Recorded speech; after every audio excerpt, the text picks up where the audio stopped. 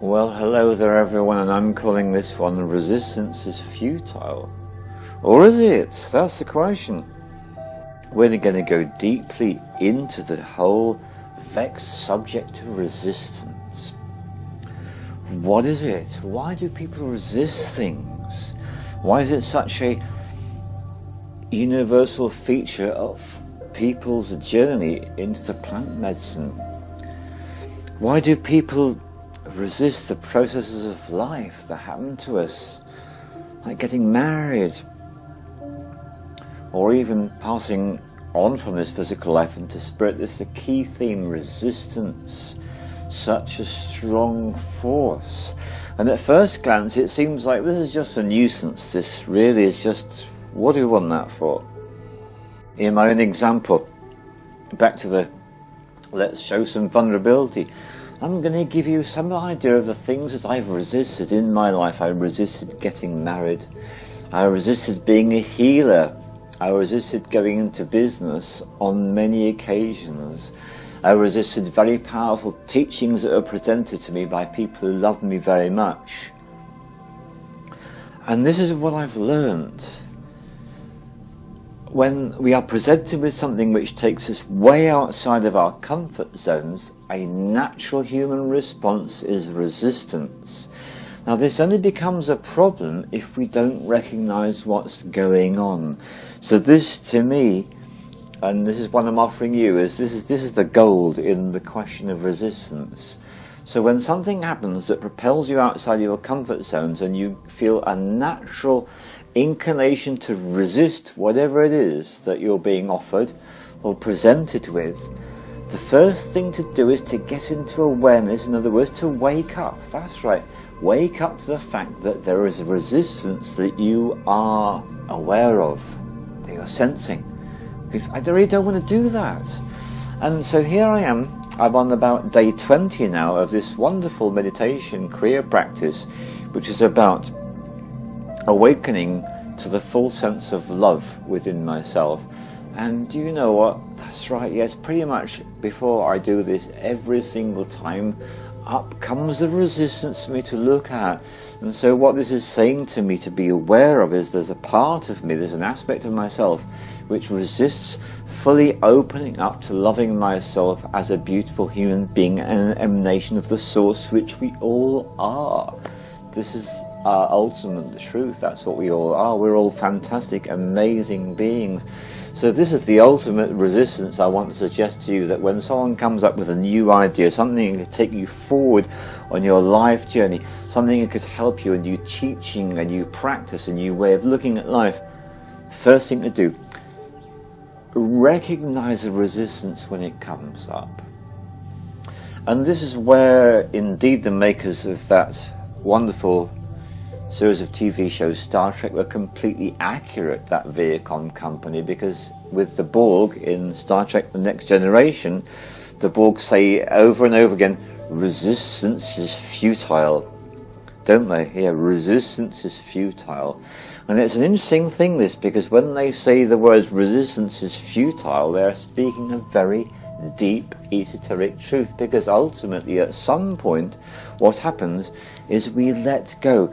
So this is the gift of resistance. The gift of resistance, number one, is it can enable us to wake up, because when we're in a state of resistance we really went right to sleep, because we're in our ego, we're arguing about it, we're saying we're not doing this, and that state of asleepness can actually propel us into wakefulness.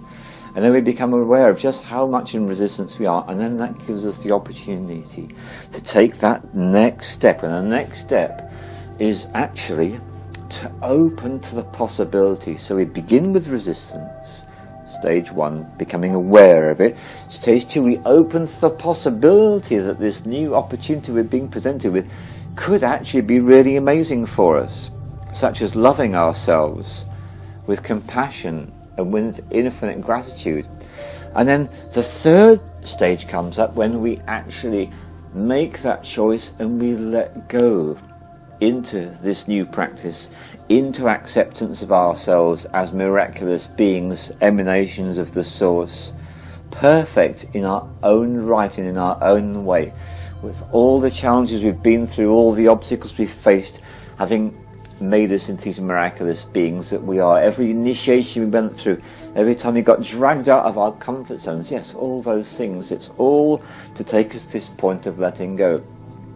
And while I'm on the subject of Star Trek and the Borg, I do find it fascinating that the media institution Viacom that produces this series have actually done something very clever, because what they're doing is they're sowing what I would call poison seeds, and the poison seed they were sowing is the idea that the Borg is somehow something to be revolted about, something horrible, something terrible, because what are the Borg? Let's face it. Let's really go into what the Borg are. The Borg actually, forget the implants, the thing that really matters about the Borg is that they are a collective.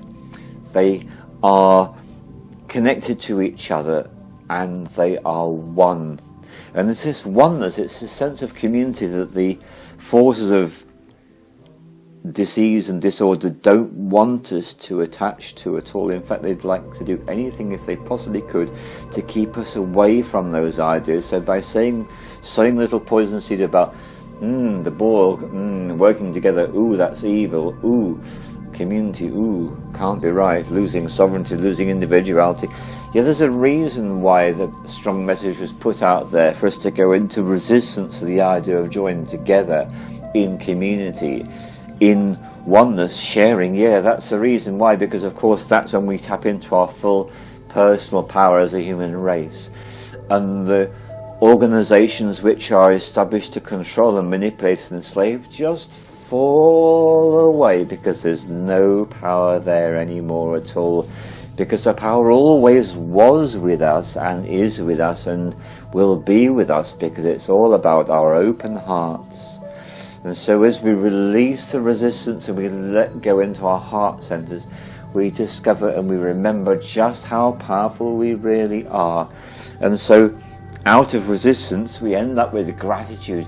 Gratitude for this incredible journey that we've been on through the years of our lives and through our lifetimes, all the things we've explored and experienced, the challenges, the upsets, the disappointments, all of those things, the periods of experiencing not love, every single one of those has been a gift to us to bring us to this point when we take on our full personal power and we release those resistances and we tune into our hearts and we become open to the possibility of finding people that we have common ground with, that we can work together with and form community.